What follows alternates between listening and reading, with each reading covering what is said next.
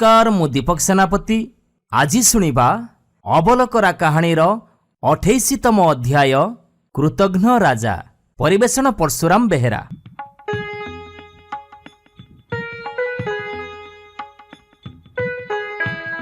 गोसेई आउ अबलकरा बाट चालू थांती। एमिति चालू चालू गोटे नुआ राइजरे पहुंचिले। अबलकरा आखि आगरे पड़िला। सेई राइजर प्रवेश द्वार रे गोटे विराट स्तंभ ठिया हेछि। आउ सेई स्तंभर अग्रभागरे 12 तारीख मसीहा एमिति अनेक किछि कथा लेखा हेछि। से सबको दूरରୁ देखिले किछि पढ़ी होउनी। अबलकरा ए सब देखि गोसेईଙ୍କ सहित चालू चालू हठात रहीगला। आउ कहिला, गोसेई रही जांतु गोसेई। गोसेई कहिले काहींकी? अबलकरा कहिला, गोसेई एई जो स्तंभ आपण देखुनांती, ये प्रवेश पथरे एमितिका बड़ स्तंभटीए काहींकी ठिया हेछि? स्तंभ तो ठिया हेछि ए स्तंभर अग्रभागरे एमिति किछि कथा लेखा होला बळे देखा जाउछि। हेले सेगुडा तो किछि बुझी होउनी।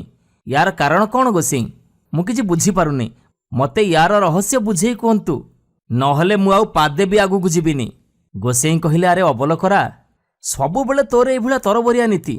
आजि पर्यंत को संदेह मु तोर रखिछि? जहा देखिछु तार उत्तर देइछि। आज भी या उत्तर देबी।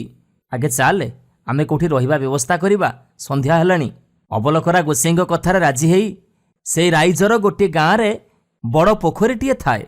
से पोखरी कूଳରେ गोटे मंदिर थाए। आउ सेई मंदिर को लागी गोटे अतिथिशाला थाए।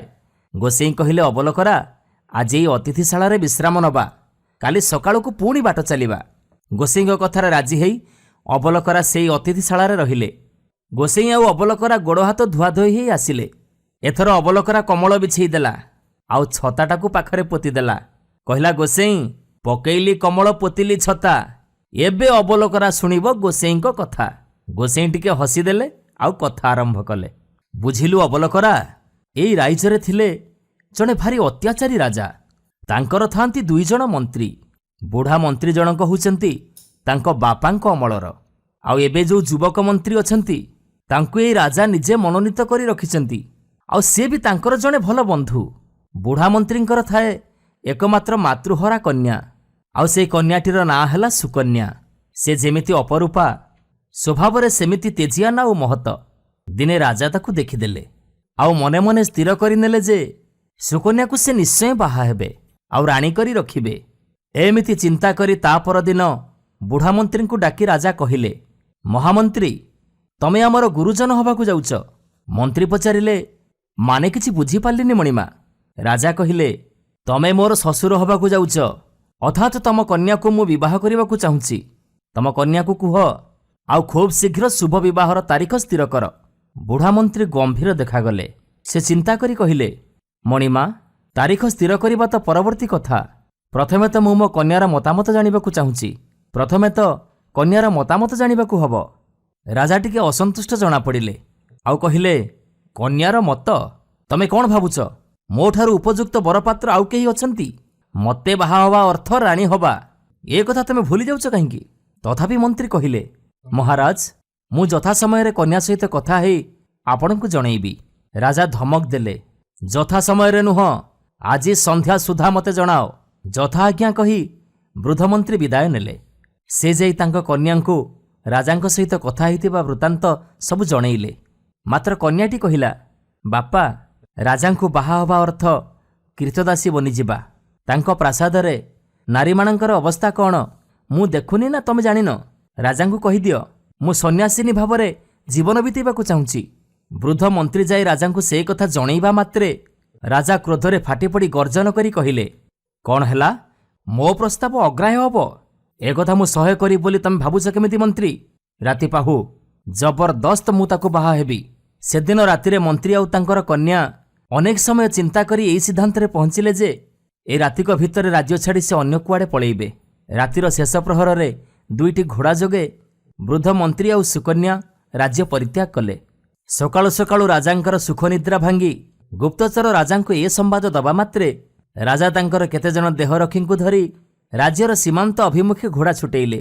मंत्री आउ सुकन्या तीव्र बेगरे घोड़ा चलई थांती। मात्र सेमाने पड़ोशी राज्य पहुंचीबा पूर्वरु राजा आउ तांको लोकमाने दुहिंकु घेरी गले। मुहूर्ते मध्य अपेक्षा न करी राजा आसी तरबारी कोषमुक्त करी ବୃଦ୍ଧ ମନ୍ତ୍ରୀଙ୍କୁ ହତ୍ୟା କଲେ। ଏବେ ସୁକନ୍ୟା ପାଖରେ ଯାଇ ଅଟହାସ୍ୟ କଲେ। ଏବେ ତୁ କ'ଣ କରିବୁ, କୁଆଡ଼େ ଯିବୁ କହ? ସୁକନ୍ୟା କହିଲା, ମୋର ବର୍ତ୍ତମାନ ଆଉ ଭବିଷ୍ୟତକୁ ମୁଁ ଭଗବାନଙ୍କୁ ଉତ୍ସର୍ଗ କରିଦେଉଛି। ରାଜା ଚିତ୍କାର କଲେ, ସତେ? ଦେଖିବା ତମ ବର୍ତ୍ତମାନ ଓ ଭବିଷ୍ୟତ କାହା ହାତରେ? ମୋ ହାତରେ ନା ତମ ଭଗବାନଙ୍କ ହାତରେ? ମୋ ସହିତ ବିବାହ ନିମନ୍ତେ ପ୍ରସ୍ତୁତ ହୁଅ।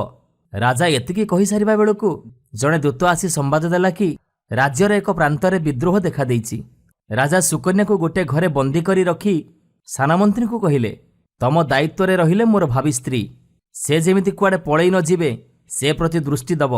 ରାଜା ବିଦ୍ରୋହ ଦମନ ନିମନ୍ତେ ବାହାରିବା ପରେ ସାନମନ୍ତ୍ରୀ ଜଣେ ଦାସୀ ଜରିଆରେ ସୁକନ୍ୟାଙ୍କୁ ଖବର ଦେଲେ, ଆଜି ଜହ୍ନରାତିରେ ସାନମନ୍ତ୍ରୀ ତାଙ୍କ ସହିତ କିଛି ସମୟ ଉଦ୍ୟାନରେ ବିତେଇବା ପାଇଁ ଇଚ୍ଛୁକ। ରାଜା କିଛି ଜାଣିପାରିବେ ନାହିଁ।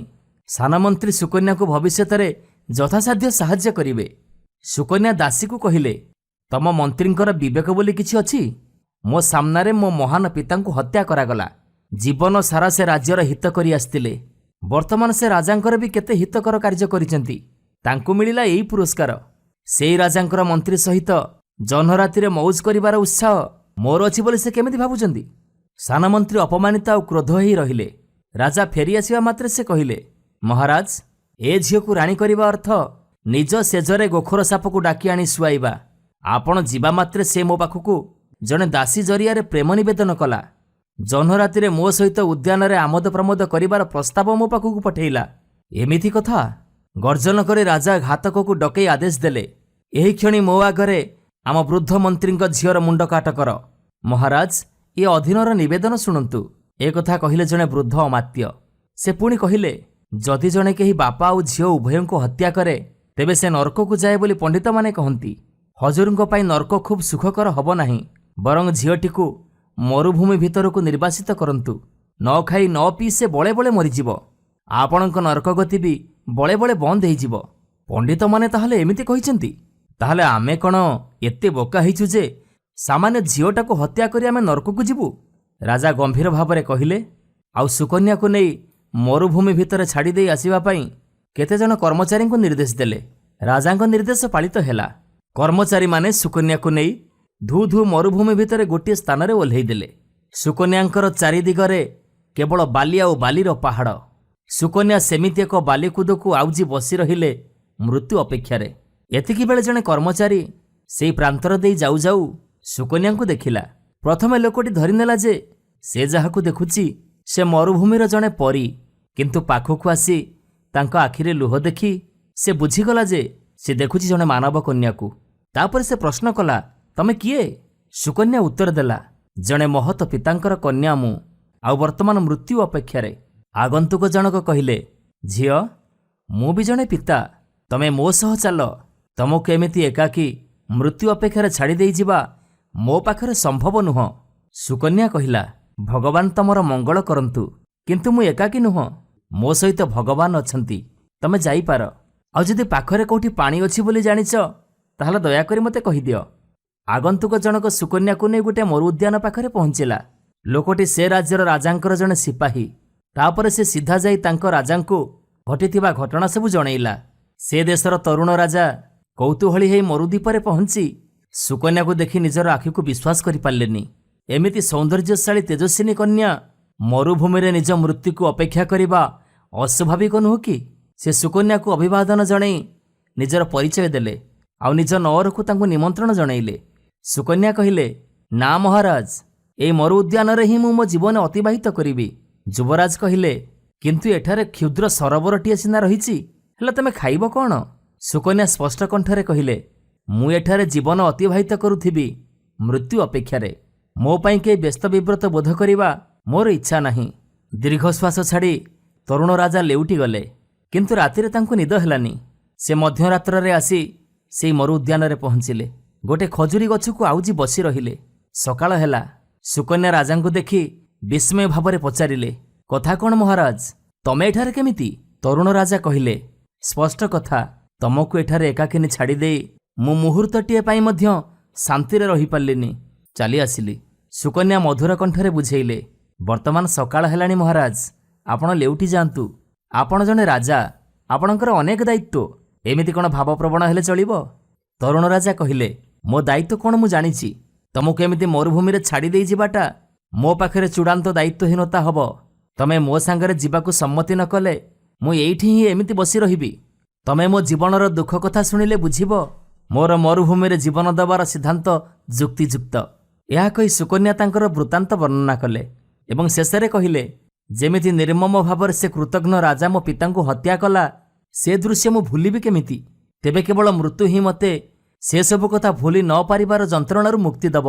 ତରୁଣ ରାଜା ପଚାରିଲେ, ଯଦି ସେ ଅଧମ ରାଜା ଉପରେ ପ୍ରତିଶୋଧ ନିଆଯିବ? ସୁକନ୍ୟା କହିଲେ, ତାହେଲେ ଅବଶ୍ୟ ମୋ ଯନ୍ତ୍ରଣାର ଉପଶମ ହେବ। ତରୁଣ ରାଜା କହିଲେ, ତମେ ମୋ ସାଙ୍ଗରେ ଚାଲ। ମୁଁ ଶପଥ କରି କହୁଛି, ତମ ଯନ୍ତ୍ରଣାର ଉପଶମ ପାଇଁ ଆବଶ୍ୟକ ପଡ଼ିଲେ ମୁଁ ମୋର ପ୍ରାଣ ଦେଇଦେବି। କିନ୍ତୁ ପ୍ରାଣ ଦେବାର କିଛି ଆବଶ୍ୟକତା ହେବନି। ସେ କୃତଘ୍ନ ରାଜା ଆମ ତୁଳନାରେ ଯଥେଷ୍ଟ ଦୁର୍ବଳ। ତାର ବର୍ବରତାର କାହାଣୀ ମୁଁ ବହୁ ଆଗରୁ ଶୁଣିଛି। ତାକୁ ଅଚିରେ ତାର ପ୍ରାପ୍ୟ ଦଣ୍ଡ ଦିଆଯିବ। ତରୁଣ ରାଜାଙ୍କର ପ୍ରତିଶ୍ରୁତିରେ ପ୍ରୀତ ହେଲେ ସୁକନ୍ୟା। ସେ ତାଙ୍କର ଅତିଥି ହେଲେ। ମାତ୍ର 2 ଦିନ ଭିତରେ ତରୁଣ ରାଜାଙ୍କର ସୈନ୍ୟଦଳ ତାଙ୍କ ବିଚକ୍ଷଣ ସେନାପତିଙ୍କ ନେତୃତ୍ୱରେ ଯୁଦ୍ଧ କରି ସେ କୃତଘ୍ନ ରାଜା ଆଉ ତାଙ୍କର ସେହି ମିଥ୍ୟାବାଦୀ ମନ୍ତ୍ରୀଙ୍କୁ ବନ୍ଦୀ କରି ନେଇ ଆସିଲେ। ଯେଉଁ ବୃଦ୍ଧ ଅମାତ୍ୟଙ୍କ ଯୋଗୁଁ ସୁକନ୍ୟାଙ୍କୁ ହତ୍ୟା ନ କରି ବର୍ବର ରାଜା ତାଙ୍କୁ ମରୁଭୂମିକୁ ନିର୍ବାସିତ କରିଥିଲେ, ତାଙ୍କୁ ମଧ୍ୟ ଅଣାଯାଇ ମହାସମାରୋହରେ ସମ୍ବର୍ଦ୍ଧନା ଦିଆଗଲା ଆଉ ତାଙ୍କୁ ସେହି ରାଜ୍ୟର ଶାସକ ଭାବରେ ନିଯୁକ୍ତି କରାଗଲା। ସେହି ରାଜ୍ୟ ତରୁଣ ରାଜାଙ୍କ ରାଜ୍ୟ ସହ ସଂଯୁକ୍ତ ହେଲା। ସୁକନ୍ୟାଙ୍କ ସମ୍ପର୍କରେ ତରୁଣ ରାଜାଙ୍କୁ ଅବଗତ କରାଇଥିବା ସେହି ସିପାହୀଙ୍କୁ ରାଜସଭାରେ ଅମାତ୍ୟ ଭାବରେ ନିଯୁକ୍ତି ଦିଆଗଲା। ସେ କୃତଘ୍ନ ରାଜା ପାଇଲେ ମୃତ୍ୟୁଦଣ୍ଡ ଆଉ ସେହି ଅବିବେକୀ ମିଥ୍ୟାବାଦୀ ମନ୍ତ୍ରୀକୁ ମରୁଭୂମି ଭିତରେ ଛାଡ଼ି ଦିଆଗଲା। ସେ 2 ଦିନ ମଧ୍ୟରେ ମୃତ୍ୟୁବରଣ କରିଥିବାର ସମ୍ବାଦ ମିଳିଲା। ସେ ରାଜ୍ୟ ଜୟର ସ୍ମାରକୀ ରୂପେ ତରୁଣ ରାଜାଙ୍କ ଦ୍ୱାରା ଏହି ସ୍ତମ୍ଭଟି ସ୍ଥାପନ କରାଗଲା ଆଉ ସେହି ସ୍ତମ୍ଭର ଅଗ୍ରଭାଗରେ ସେହି ଯୁଦ୍ଧ ବିଜୟର କାହାଣୀ ଆଉ ସମୟ, ତାରିଖ, ବାର ସବୁକିଛି ଲିପିବଦ୍ଧ ହୋଇ ରହିଛି। ତାପରେ ସୁକନ୍ୟା କହିଲେ, ମହାରାଜ, ମୁଁ ଆପଣଙ୍କ ନିକଟରେ କୃତଜ୍ଞ। ତରୁଣ ରାଜା କହିଲେ, ସୁକନ୍ୟା, ମୋତେ କୃତଜ୍ଞ ହେବାର ସୁଯୋଗ ଦିଅ। ସୁକନ୍ୟା ପଚାରିଲେ, କେମିତି? ତରୁଣ ରାଜା କହିଲେ, ତମେ ମୋର ରାଣୀ ରୂପେ ଅଭିଷିକ୍ତ ହେଲେ ମୁଁ ଚିର କୃତଜ୍ଞ ରହିବି। ଏଥର ରାଜାଙ୍କ ପ୍ରସ୍ତାବରେ ସୁକନ୍ୟା ସଲ୍ଲଜ ସମ୍ମତି ପ୍ରଦାନ କଲେ। ଏହାପରେ ଯଥାରୀତି ମହା ଆଡ଼ମ୍ବରରେ ତରୁଣ ରାଜାଙ୍କ ସହିତ ସୁକନ୍ୟାଙ୍କର ବିବାହ ହେଲା। ଏବେ ବୁଝିଲୁ ତ ଅବଲକରା, ତୁ ଦେଖି ଆସିଥିବା ସେହି ସ୍ତମ୍ଭର କାହାଣୀ? ଅବଲକରା କହିଲା, ଆଜ୍ଞା ଗୋସେଇଁ, ଇଏ ତ ବହୁତ ବଢ଼ିଆ କଥା। ଗୋସେଇଁ କହିଲେ, ହଉ ହଉ ହେଲା, ତୁ ଏବେ ଯା, ସମୟ ବହୁତ ବିଳମ୍ବ ହେଲାଣି। ଭାତ ପାଣିର ବ୍ୟବସ୍ଥା କରେ। ଆଜି କିଛି ଖିଆପିଆ ହେବ ନା ନାହିଁ? ନମସ୍କାର, ମୁଁ ଦୀପକ ସେନାପତି। ଆଜି ଶୁଣିବା ଅବଲକରା କାହାଣୀର 23ତମ ଅଧ୍ୟାୟ, କର୍ମମୋହର ନିଜ ଗୁରୁ। ପରିବେଷଣ ପରଶୁରାମ ବେହେରା।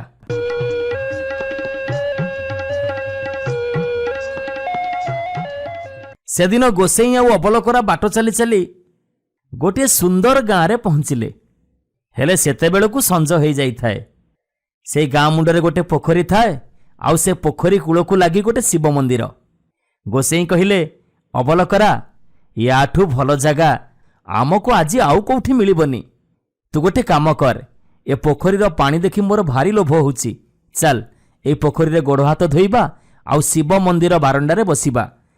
ଆଜି ଏଇଠି ଅରୁଆ ଡାଲମା ଖାଇ ରାତିଟା ବିତେଇଦେବା। ସକାଳକୁ ଯୁଆଡ଼େ ଯିବା କଥା ଯିବା। ଗୋସେଇଙ୍କ କଥାରେ ଅବଲକରା ହଁ ମାରିଲା। ଦୁହେଁ ଯାକ ଯାଇ କାଚକେନ୍ଦୁ ପରି ପାଣି ଥିବା ପୋଖରୀରେ ମୁହଁ ହାତ ଧୋଇଲେ। ତାପରେ ଶିବ ମନ୍ଦିର ବାରଣ୍ଡାରେ ଆସି ବସିଲେ। ଗୋସେଇଁ କହିଲେ, ଆରେ ଅବଲକରା, ତତେ ନ କହିଲା ପର୍ଯ୍ୟନ୍ତ ତୁ କିଛି ବୁଝିପାରୁନା। ଅବଲକରା କହିଲା, କ'ଣ ଗୋସେଇଁ? ଗୋସେଇଁ କହିଲେ, ଆରେ ଯା, ବେଳ ବୁଡ଼ିଗଲାଣି ପରା। ପାଖ ବଜାରରୁ କିଛି ସଉଦା କରି ଆଣେ। ଯା, ଦିଟା ଫୁଟେଇ ଦେବା। ଆଜି ଏଇଠି ବିଶ୍ରାମ ନେବା। ଭାରି ବାଧିଲାଣି। ଗୋସେଇଙ୍କ ପାଖରୁ ପଇସା ନେଇ ଅବଲକରା ଗଲା ବଜାର ସଉଦା କରିବାକୁ। କିଛି ସମୟ ପରେ ସଉଦା ଧରି ଫେରି ଆସିଲା ଆଉ ଗୋସେଇଙ୍କ ପାଖରେ ସବୁଦିନ ଭଳି ସଉଦା ବ୍ୟାଗଟାକୁ ରଖିଦେଇ ଧାନ ଉଷା ହାଣ୍ଡି ଭଳିଆ ମୁହଁଟା କରି ବସିଲା। ଗୋସେଇଁ ପଚାରିଲେ, ବୁଝିଲୁ ନା, ତୋ ପ୍ରକୃତି କେବେ ବଦଳିବନି, ବୁଝିଲୁ? ଆରେ ଯଦି କେଉଁଠି କିଛି ଆଜି ଦେଖିଛୁ ତାହେଲେ ଜଲ୍ଦି କହ, ମୁଁ ତୋର ସନ୍ଦେହ ଦୂର କରିବି। ଏମିତି ମୁହଁ ଶୁଖେଇ ବସିଲେ କ'ଣ ସବୁ ସମସ୍ୟାର ସମାଧାନ ହେଇଯିବ? ଅବଲକରା କହିଲା, ହଁ ଗୋସେଇଁ, ଦେଖିଲି ରାଜଉଆସ ଦୁଆରେ ଗୋଟେ ବଡ଼ ଫଳକ ଲାଗିଛି। ଜଣାଯାଉଛି ଗୋସେଇଁ, ସେ ଫଳକଟା ବହୁତ ପୁରୁଣା ଆଉ ସେଇଥିରେ ଲେଖା ଅଛି କର୍ମ ମୋହର ନିଜ ଗୁରୁ। ଗୋସେଇଁ ୟାର ଅର୍ଥ ମୋତେ ଟିକେ ବୁଝେଇ ଦିଅ। ଗୋସେଇଁ ଟିକେ ହସି ଦେଇ କହିଲେ, ଏଇ କଥା, ଆଚ୍ଛା ଆଚ୍ଛା ଆଚ୍ଛା, ମୁଁ କହିବି ଯେ ତୁ ଯା ଚୁଲି ଜାଳ ସଜାଡ଼ି ଭାତ ପାଣି ବସା, ଆଉ ମୋ ପାଖରେ ବସିବୁ, କଥା ଶୁଣିବୁ। ଅବଲକରା ସେଇଆ କଲା। ଭାତ ପାଣି ସଜାଡ଼ି ଦେଇ ଗୋସେଇଁଙ୍କ ପାଖରେ ଆସି ବସିଲା। ଗୋସେଇଁ କହିଲେ, ପକା କମଳ ପୁଅ ତ ଛତା, ଶୁଣୁ ଅବଲକରା କହୁଛି କଥା। ପାନ ଖଣ୍ଡେ ପାଟିରେ ପୂରେଇ ଗୋସେଇଁ କଥା ଆରମ୍ଭ କଲେ। ଜାଣିଲୁ ଅବଲକରା, ଏଇ ଦେଶରେ ଜଣେ ରାଜା ଥିଲେ। ତାଙ୍କର 3 ପୁଅ, ରୂପରେ ଜଣେ ଜଣକୁ ବଳି। ବଡ଼ ପୁଅ ଯୁବରାଜ, ଘୋଡ଼ା ଚଢ଼ାକୁ ଆଗଭର, ହେଲେ ପାଠଘର ଶୂନ। ରାଜା ପୁଅ ସେ, ଅୟସରେ ବଢ଼ିଛି, ଚାକରଙ୍କ ହାତରେ ଉଠେ ଆଉ ବସେ, ଖୁସି ମଉଜରେ ଦିନ ବିତେ। ହେଲେ ମଝିଆଟି ଗୋଟା ମାଦଳ, ଗୋଟା ନିପଟ ଅଳସୁଆ, କୁଟା ଖଣ୍ଡକ ବି ସେ ଦିଖଣ୍ଡ କରେନି। ସବୁବେଳେ ପଶା ଖେଳରେ ମାତିଥାଏ, ନହେଲେ କୋଉଠି ନିଶା ଖାଇ ଢୋଳଉଥାଏ। ସାନଟି କିନ୍ତୁ ଏ 2 ଜଣଙ୍କ ଠାରୁ ଅଲଗା। ତାରି ପାଖରେ ହିଁ ରାଜକଳା ଅଛି, ହେଲେ ରାଜାଙ୍କ ଠାଣି ନାହିଁ। ରାଜା ପୁଅ ବୋଲି ତାର ଟିକେ ବି ଅହଙ୍କାର ନାହିଁ। ଯାଇତାଇ ଖଣ୍ଡେ ପିନ୍ଧେ, ଯାହା ଯେତେବେଳେ ମିଳେ ସନ୍ତୋଷରେ ଖାଏ। ସେ ଦୁଃଖୀର ଦୁଃଖ ବୁଝେ, ହାରିଗୁହାରି ଶୁଣେ, ଆପଦ ବିପଦକୁ ସାହୁ ହୁଏ। ଦିନେ ରାଜା ପୁଅମାନଙ୍କୁ ଡାକି କହିଲେ, ଦେଖୁଛ ଏ ପୃଥିବୀ କେତେ ବଡ଼। ଆରେ ତମମାନେ ଘରେ କାହିଁକି ବସିଛ? ଯାଅ ଗୁଣକୀର୍ତ୍ତି ଅର୍ଜନ କର। ବହୁତ ଟଙ୍କା ଟୋକର ଦେଲେ, 4 ହାତ ହତିଆର ଦେଲେ। ୟାପରେ 3 ଜଣ ଯାକ 3 ଦିଗକୁ ବାହାରିଲେ। ବଡ଼ ପୁଅ ଘୋଡ଼ା ଝପଟି ମୁହଁ ସଞ୍ଜ ବେଳକୁ ଅଗନା ଅଗନି ବନସ୍ତ ଭିତରେ ପହଞ୍ଚିଲା। ଅନ୍ଧାର ମାଡ଼ି ଆସୁଥାଏ। ଘୋଡ଼ାଟା ଶିଆଳି ଲତାରେ ଅଟକି ଗଲା। ବଡ଼ ପୁଅ ଘୋଡ଼ାରୁ ଓହ୍ଲେଇ ଭୋକ ଶୋଷରେ ଅଥୟ ହେଇ ଥକା ହେଇ ବସି ପଡ଼ିଲା। ଓହୋ, ଆଉ ଆଗକୁ ଯାଇ ହବନି। ତାର ମନେ ପଡ଼ିଲା ରାଜବାଟୀ, ପୋଇଲି ପରିବାରୀ। ଘର କଥା ଭାବୁ ଭାବୁ ଗୋଟିଏ ବୁଢ଼ା କେନ୍ଦୁ ଗଛକୁ ଆଉଜି ବସି ପଡ଼ିଲା। ବସୁ ବସୁ ନିଦ ହେଇଗଲା, ସେ ଶୋଇ ପଡ଼ିଲା। ଏତିକି ବେଳେ ପାହାଡ଼ ମଥାନରୁ ହେଣ୍ଟାଳ ମାରି ମହାବଳ ଗଡ଼ିଲା। ଲାଙ୍ଗୁଡ଼ ପିଟି ରାଜା ପୁଅ ସାମ୍ନାରେ ବସିଲା।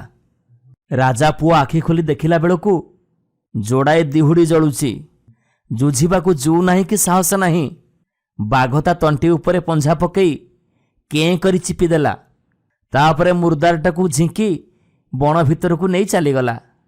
ମଝିଆ ପୁଅ କର୍ଣ୍ଣାଟ ଦେଶକୁ ଯାଇ ଗୋଟିଏ ମାଲୁଣୀ ଘରେ ରହିଲା। ମାଲୁଣୀ ନୀତି ଜେମାଙ୍କୁ ଫୁଲ ଲାଗି କରେ।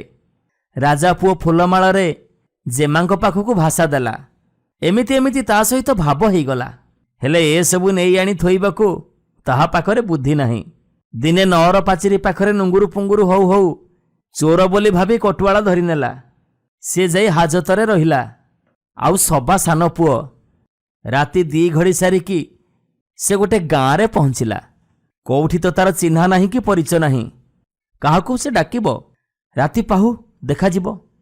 ସେ ଗାଁ ମୁଣ୍ଡ ତୋଟାରେ କାନି ପାରି ବସିଲା। ପେଟରେ ଭୋକ, ଆଖି କଷା ପଡ଼ିଗଲାଣି। ରାତି ପହରେ ହେଇଛି କି ନାହିଁ, କିଏ ଗୋଟା ଖସଖସ କଲା। ସାପ କି ବାଘ ଏମିତି ଭାବି ସାନ ପୁଅର ଦେହ ଶୀତେଇଗଲା। ଦେଖିଲା ଗୋଟିଏ ଛାଇ। ଆରେ ବାବନା ଭୂତଟା ତା ସାନ ଭାଇକୁ ସାଙ୍ଗରେ ଧରି ଆସୁଛି ନା କ'ଣ? ଗୋଟାଏ ବଳଦ, ଜଣେ କିଏ ତା ପଘାକୁ ଓଟାରିକି ନଉଛି। ସାନ ପୁଅ ଉଠିକି ଛିଡ଼ା ହେଲା। ପାହୁଣ୍ଡେ 2 ପାହୁଣ୍ଡେ ଆଗେଇଲା। ଖସଖସ ଶବ୍ଦ ଶୁଣି ବଳଦ ନେଇକି ଲୋକଟା ଦୌଡ଼ିଲା। ଚୋର କୋଷେ ବାଟ ଧାଇଁଲା ପରେ ବଳଦ ଆଉ ଚଙ୍କିଲାନି। ଚୋର ତାକୁ ଛାଡ଼ିଦେଇ ଭୟରେ ପଳେଇଲା। ବଡ଼ି ଭୋରୁ ହଳ ଯୋଚା ହବ। ମାଲିକ ଗୁହାଳକୁ ଯାଇ ଦେଖେ ତ ଗୁହାଳ ମେଲା, ପଟେ ବଳଦ ନାହିଁ। କିଏ ନେଲା? କିଏ ନେଲା କ'ଣ କଲା ଏମିତି ଖୋଜା ଓଗଳା ହଉ ହଉ କିଏ ଜଣେ ଦେଖିଲା ଯେ ସାନ ପୁଅଟି ବଳଦ ଧରି ଆସୁଛି। ଚୋର ଚୋର, ଧର ଧର, ମାର ମାର, ଏମିତି ଚହଳ ପଡ଼ିଲା। ତାପରେ ବାଜିଲା ଚୈତନ, ବିଧା ଆଉ ଗୋଇଠା। ସାନ ପୁଅ ଯେତେ ଯାହା କହିଲା ତା କଥା କେହି ଶୁଣିଲେନି।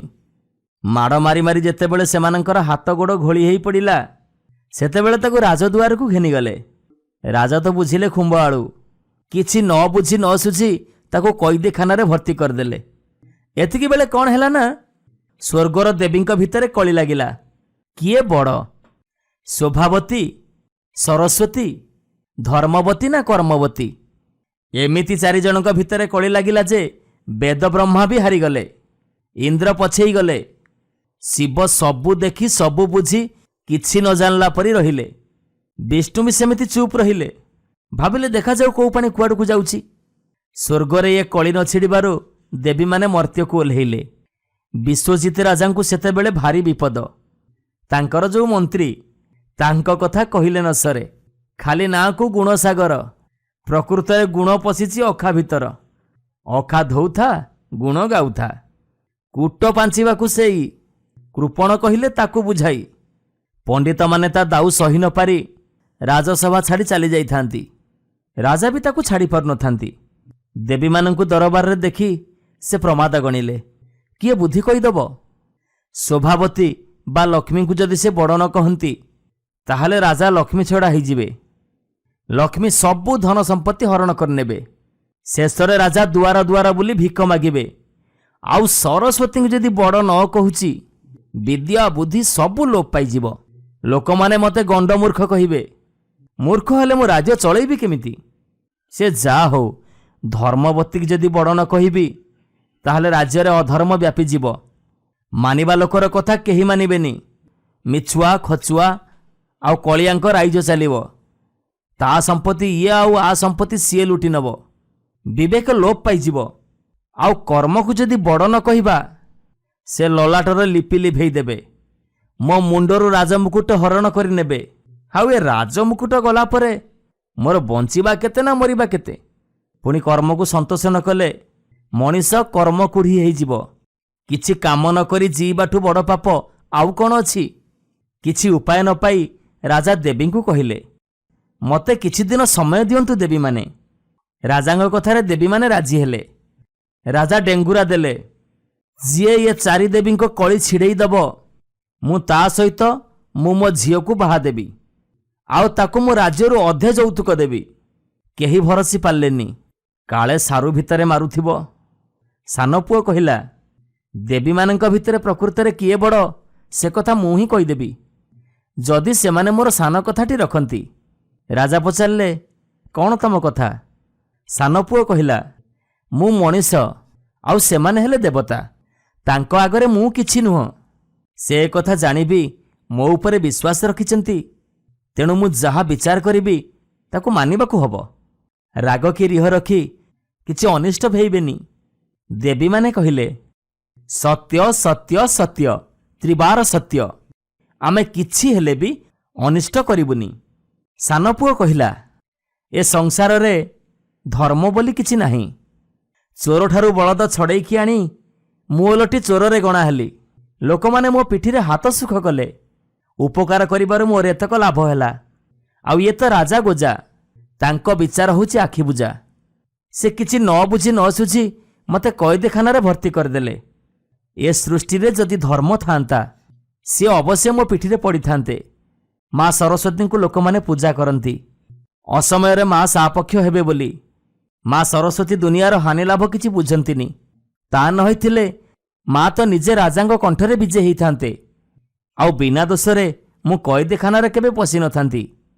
ପରର ଉପକାର କରିବାକୁ ଯାଇ ମୁଁ ମାଡ଼ ଗାଳି ଖାଇଲି, ନିନ୍ଦା ଅପମାନ ସବୁ ସହିଲି। ସେଇ ଚିନ୍ତାରେ ମୋତେ ଅନ୍ନ ପାଣି ରୁଚିଲାନି। ଲକ୍ଷ୍ମୀ ମହାମାଇ, ମା ହେଉଛନ୍ତି ଧନର ଦେବୀ, ହେଲେ ତାଙ୍କ ପାଖରେ ଦୟାପଦ ନାହିଁ। ସେ କେବେ ଦୁଃଖୀର ମନ କଥା ବୁଝନ୍ତିନି। ବଡ଼ ଲୋକ ଘରୁ କେବେ ଆଡ଼ ହୁଅନ୍ତିନି। ଆଉ ସେ ଯଦି ବଡ଼ ହେଇଥାନ୍ତେ, ଯେଉଁଦିନ ମୁଁ ଭୋକ ଉପାସରେ ରହିଲି, ଅବଶ୍ୟ ଆସି ମୋତେ ଦିଟା ଖୋଇ ଦେଇ ଯାଇଥାନ୍ତେ। ତେଣୁ ମୋ ବିଚାରରେ ନିଜର କର୍ମ ହେଉଛି ସବୁଠାରୁ ବଡ଼। କର୍ମ ହେଉଛି ଧର୍ମ, କର୍ମ ହେଉଛି ଧନ, ଆଉ କର୍ମ ହେଉଛି ବିଦ୍ୟା। କର୍ମରେ ମାର୍କଣ୍ଡ କଳ୍ପଜୀବୀ, ହରିଶ୍ଚନ୍ଦ୍ର ବ୍ରହ୍ମର୍ଷି, ଲକ୍ଷ୍ମୀ ଚଞ୍ଚଳା 100 ଘରକୁ ଭାଙ୍ଗି 1 ଘର କରନ୍ତି। ଇଏ ହେଉଛି ତାଙ୍କର ଗୋଟେ ଖେଳ। ହେଲେ ମଣିଷ ପାଇଁ କାଳ। ସରସ୍ୱତୀ ହେଲେ କଳି କାଣ୍ଡୋଇ, ଭାରି ଅହଙ୍କାରିଣୀ। ଧର୍ମବତୀ ପାପି ଦେଖିଲେ ଛାଡ଼ି ପଳେଇ ଯାଆନ୍ତି, କିନ୍ତୁ କର୍ମବତୀଙ୍କର ଆଶ୍ରା ନେଲେ ଏ 3 ଦେବୀ ଯାକ କଲ୍ୟାଣ କରନ୍ତି। କର୍ମକୁଡ଼ି ହେଲେ ଏ 3 ଜଣ ଯାକ ଛାଡ଼ିକି ପଳେଇ ଯାଆନ୍ତି। ଏଣୁ କର୍ମ ମୋହର ନିଜ ଗୁରୁ। ଏ କଥା ଶୁଣିବା ପରେ ଦେବୀମାନେ ସନ୍ତୁଷ୍ଟ ହେଇ ସ୍ୱର୍ଗକୁ ଚାଲିଗଲେ। ସାନ ପୁଅ ଜେମାଙ୍କୁ ବିଭା ହେଇ ଐଶ୍ୱର୍ଯ୍ୟ ଭୋଗ କଲା। ଗୁଣସାଗର ମନ୍ତ୍ରୀକୁ ଗାଦିରୁ ତଡ଼ି ପ୍ରଜା ପାଟକଙ୍କୁ ସୁଖରେ ପାଳିଲା। ଏମିତି କର୍ମର ଜୟ ହେଲା। ଆଉ ସେଇ କଥାଟି ତାଙ୍କ ସିଂହଦ୍ୱାର ସାମ୍ନାରେ ଫଳକରେ ଖୋଦିତ ହେଇ ରଖାଯାଇଛି। ଆଉ ତୁ ଯାହାକୁ ଆଜି ଦେଖି ଆସିଲୁ ଅବଲକରା, ଏଥର ଜାଣିଲୁ ତ ରାଜାଙ୍କ ସିଂହଦ୍ୱାରେ ସେ ଫଳକରେ କାହିଁକି ଲେଖା ହେଇଛି କର୍ମ ମୋହର ନିଜ ଗୁରୁ। ଅବଲକରା କହିଲା, ହଁ ଗୋସେଇଁ, ଏବେ ମୁଁ ସବୁ ବୁଝିଗଲି। ଗୋସେଇଁ କହିଲେ, ଆଉ କାହିଁକି ଡେରି କରୁଛୁ? ରାତି ଅଧିକା ହେବା ଠିକ୍ ନୁହଁ। ଯା ବଢ଼ାବଢ଼ି କର, ଖିଆପିଆ କରିବା, ଆମେ ଟିକେ ବିଶ୍ରାମ ନେବା।